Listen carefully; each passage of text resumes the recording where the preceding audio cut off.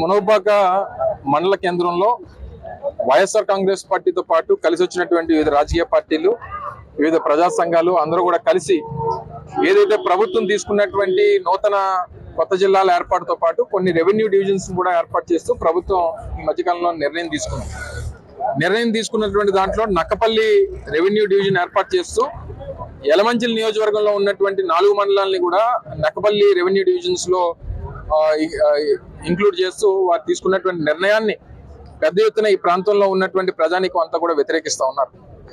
గతంలో ఏదైతే Anakapalli revenue division లో ఉన్నటువంటి 4 మండలాలని వాటిలో కొనసాగించాలన్నటువంటి డిమాండ్ తో ఈరోజు రిలే నిరాధ్యక్షులు కూడా వారు మొదలు పెట్టడం జరిగింది. ముఖ్యంగా అనకాపల్లి డివిజన్స్ లో రెవెన్యూ డివిజన్ లో ఉన్నటువంటి మునగపాక మండలాన్ని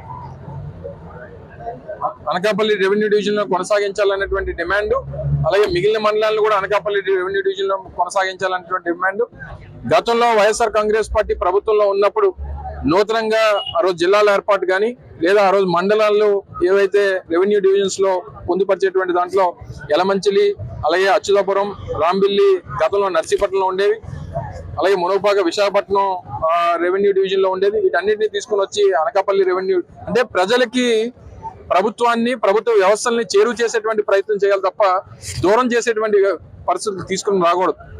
గతంలో ఆ రోజు మేము ప్రభుత్వంలో ఉన్నప్పుడు జగన్మోహన్ రెడ్డి గారు ముఖ్యమంత్రిగా ఉన్నప్పుడు ఈ రోజు ఉన్నటువంటి ముఖ్యమంత్రి గారు చంద్రబాబు నాయుడు గారు సొంత నియోజకవర్గంలో ఒక రెవెన్యూ డివిజన్ ఏర్పాటు చేసినప్పుడు కూడా ఆయన నియోజకవర్గంలో ఉన్నటువంటి కొన్ని మండలాలని కేవలం ఆ మండలాన్ని తీసుకుని వచ్చి ఆ రెవెన్యూ డివిజన్ ఏర్పాటు చేశాం.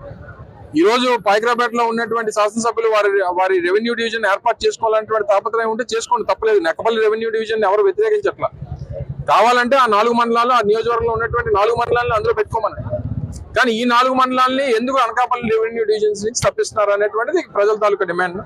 సో దాన్ని వ్యతిరేకిస్తూ డెఫినెట్ గా దీన్ని అనకాపల్లి రెవెన్యూ డివిజన్ లో కొనసాగించాలనేటువంటి డిమాండ్ ని వారికి మద్దతు పలుకుతూ ఈ రోజు అందరూ కూడా రావడం జరిగింది. 10 రోజుల పాటు ఈ రిలే నిరాధ్యక్షులు చేయాలని చెప్పి పార్టీ పెద్దలందరూ కూడా స్థానికంగా ప్రసాద్ గారు మిగిలినటువంటి నాయకత్వం అంతా కూడా నిర్ణయం తీసుకొని ఈ కార్యక్రమాన్ని తీసుకుని వెళ్తా ఉన్నారు. 10 రోజులు రిలే నిరాధ్యక్షుల తర్వాత ఈ కార్యాచరణని ఏ రకంగా చేయాలి, ఏ రకంగా ప్రభుత్వం మీద మరింత ఒత్తిడి తీసుకురావాలనేటువంటిది కూడా డిమాండ్ చేస్తా ఉన్నాం. వీటన్నిటికన్నా మించి స్థానికంగా ప్రభుత్వంలో ఉన్నటువంటి ప్రజాప్రతినిధి ఎవరైతే స్థానిక శాసనసభ్యులు ఉన్నారో వారి అభిప్రాయం కూడా ప్రజలు అడుగుతా ఉన్నారు. ఈ నిర్ణయం తీసుకుని దాదాపు 15 రోజులు అయిందా, అంటే దగ్గర 10 రోజులు అయింది. మరి 10 రోజుల నుంచి స్థానిక శాసనసభ్యులు వారు ఎందుకు మాట్లాడట్లేదు? అంటే వారు దాన్ని వ్యతిరేకిస్తున్నారా, స్వాగతిస్తున్నారా, లేదా ప్రభుత్వంతో ఏమైనా మాట్లాడుతున్నారా, లేదా నాకు సంబంధం లేదని చెప్పి ఊరుకున్నారా, ఏంటి అనేటువంటిది స్థానికంగా ఓటేసినటువంటి ప్రజలు అడుగుతా ఉన్నారు. ప్రతిపక్షంగా వైఎస్ఆర్ కాంగ్రెస్ పార్టీ అడుగుతా ఉంది. వారి అభిప్రాయం కూడా తెలిసింది అనుకోండి, ఒకవేళ వారు కూడా దాన్ని వ్యతిరేకిస్తే హ్యాపీగా ఈ దీక్ష దగ్గరకు వచ్చి వారు కూడా మద్దతు పలికితే బాగుంటుంది అనేటువంటిది నా తాలూకు అభిప్రాయం. ఎందుకంటే ప్రభుత్వానికి కూడా తెలుస్తుంది స్థానిక శాసనసభ్యుడు కనీసం కన్సల్ట్ చేయలేదనో లేదా కనీసం వారి అభిప్రాయం తీసుకోకుండా ఈ నిర్ణయం తీసుకున్నారు అనేటువంటిదన్నా ప్రజలకు తెలుస్తుంది. సో డెఫినెట్ గా ఇది ఒక రాజకీయ సమస్య కింద చూడొద్దు. ఇది ప్రజా సమస్య. ప్రజలకి ప్రభుత్వాన్ని, వ్యవస్థల్ని దగ్గర చేసేటువంటి దాంట్లో అందరూ కూడా కలిసి రావాలి, అందరూ కూడా పోరాటం చేయాలి.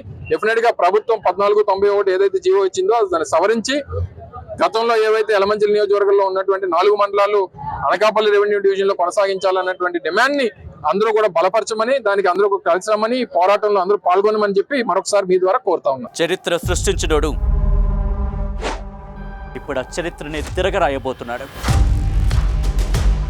అబద్ధాల గోడల్ని బద్దల కొట్టి నిజాలను రాగా మీ ముందుంచబోతున్నాడు.